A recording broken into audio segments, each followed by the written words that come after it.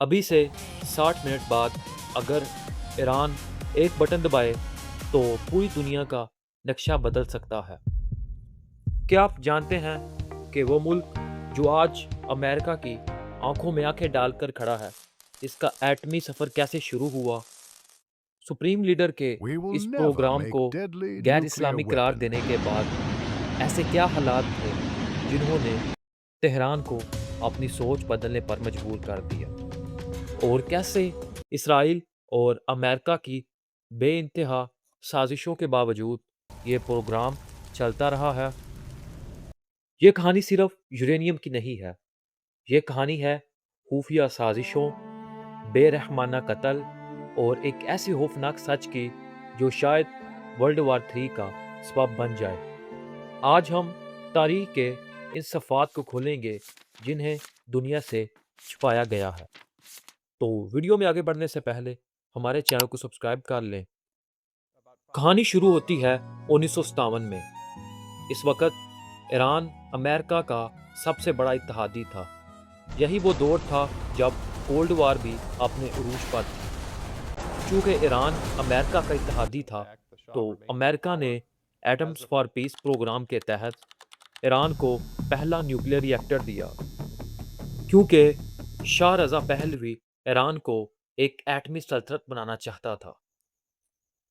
لیکن 1779 کے اسلامی انقلاب نے اس پروگرام کو ایک جیو پولیٹیکل نائٹ میئر میں بدل دیا۔ وہ ٹیکنالوجی جو کل تک دوستی کا نشان تھی، راتوں رات بقا کی جنگ بن گئی۔ امریکہ ایران کا دشمن بن گیا اور ایران کا نیوکلیئر پروگرام ٹاپ سیکرٹ بن گیا۔ ایران کے پہلے سپریم لیڈر نے ایٹمی ہتھیاروں کی شدید مخالفت کی۔ ان کا نظریہ یہ تھا کہ بڑے پیمانے پر تباہی پھیلانے والے ہتھیار غیر اسلامی اور حرام ہیں۔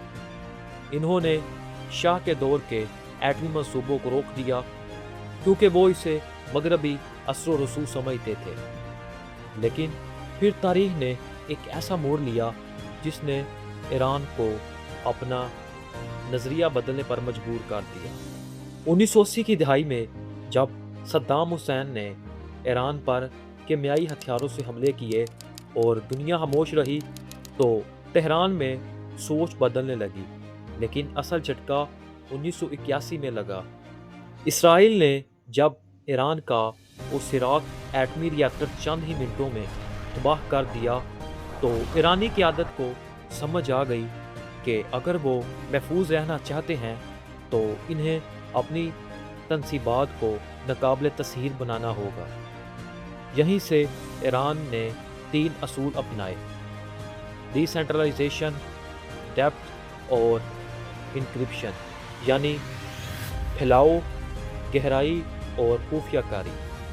انہوں نے طے کیا کہ وہ عراق کی طرح ایٹمی مراکز آسمان کے نیچے نہیں بلکہ پہاڑوں کے سینے میں بنائیں گے۔ دہائیوں تک ایران خاموشی سے کام کرتا رہا، یہاں تک کہ 2002 میں ایک جلا وطن گروپ نے دنیا کو بتایا کہ ایران نے نتنز اور عرق میں خفیہ ایٹمی مراکز بنا لیے ہیں۔ بین الاقوامی ایٹمی توانائی ایجنسی IAEA کے انسپیکٹرز جب وہاں پہنچے تو وہ حیران رہ گئے کیونکہ وہاں ایسی مشینیں لگی تھی جو صرف ایٹمی ہتھیار بنانے کے لیے استعمال ہوتی تھی۔ اس خبر کے بعد امریکہ نے ایران کے ایٹمی پروگرامز کو روکنے کے لیے اس پر سینکشنز لگا دیے، لیکن یہ پابندیاں اس کا زیادہ کچھ نہ بگاڑ سکیں۔ جب سیاست ناکام ہوئی تو اسرائیل نے ایران کے ایٹمی پروگرام کو تباہ کرنے کے لیے مختلف چالیں چلنا شروع کر دی۔ 2010 میں تاریخ کی پہلی ڈیجیٹل جنگ شروع ہوئی۔ اسرائیل اور امریکہ نے سٹکس نیٹ نامی وائرس سے ایران کے نتنز پلانٹ پر حملہ کیا۔ وائرس نے مشینوں کی رفتار اتنی تیز کر دی کہ وہ خود بخود پھٹ گئی۔ اس کے بعد اسرائیل نے فلیم اور ڈوکو جیسے وائرسز سے ایران کے خفیہ ڈیٹا کو چوری کرنے کا کام شروع کیا۔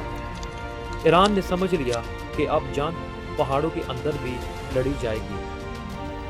2015 میں جب ایران پر دباؤ بڑھا تو اس نے JCPO نامی معاہدے کے تحت ایران نے مانا کہ وہ اپنے یورینیم کے ذخائر کو 300 کلو گرام تک محدود رکھے گا اور افزودگی وہ صرف 3.67% تک رکھے گا، جو صرف بجلی بنانے کے لیے کام آتا ہے۔ بدلے میں ایران پر لگی تمام پابندیاں ختم کر دی جائیں گی۔ اس سے وقتی طور پر ایران کی معیشت کو سہارا ملا، لیکن 2018 میں ڈونلڈ ٹرمپ نے اس معاہدے کو تاریخ کا بدترین معاہدہ قرار دے کر اس سے علیحدگی اختیار کر لی۔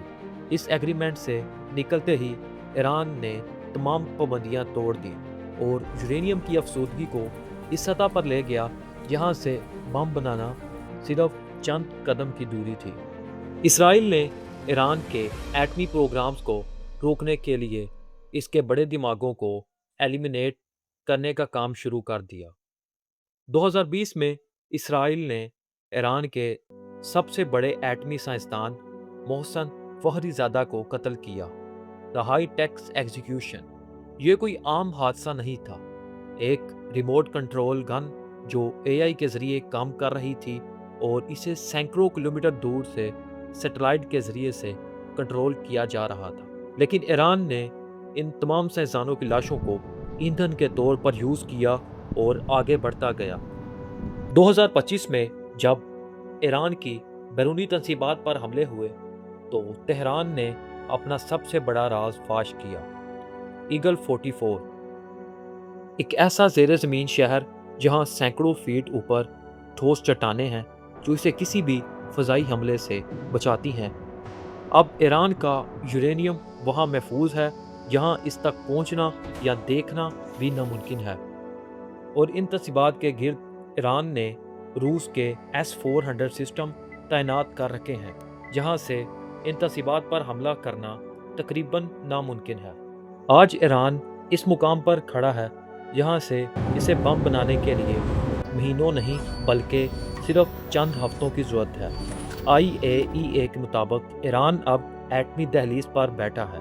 سوال یہ نہیں کہ ایران ایٹم بم بنا سکتا ہے، سوال یہ ہے کہ کیا دنیا اسے روک پائے گی؟ ایران کے پاس ہزاروں کلو گرام افزودہ یورینیم موجود ہے۔ ماہرین کے مطابق ایران اب 60% تک افزودگی کر چکا ہے، جبکہ ایٹمی بم بنانے کے لیے 90% درکار ہوتا ہے۔ کیا ایران اپنا ایٹمی ہتھیار بنانے میں کامیاب ہو جائے گا؟ کیا ایٹمی ہتھیار بنانے کے بعد ایران پر حملے رک جائیں گے؟ اپنی رائے کا اظہار کمنٹ سیکشن میں لازمی کیجیے۔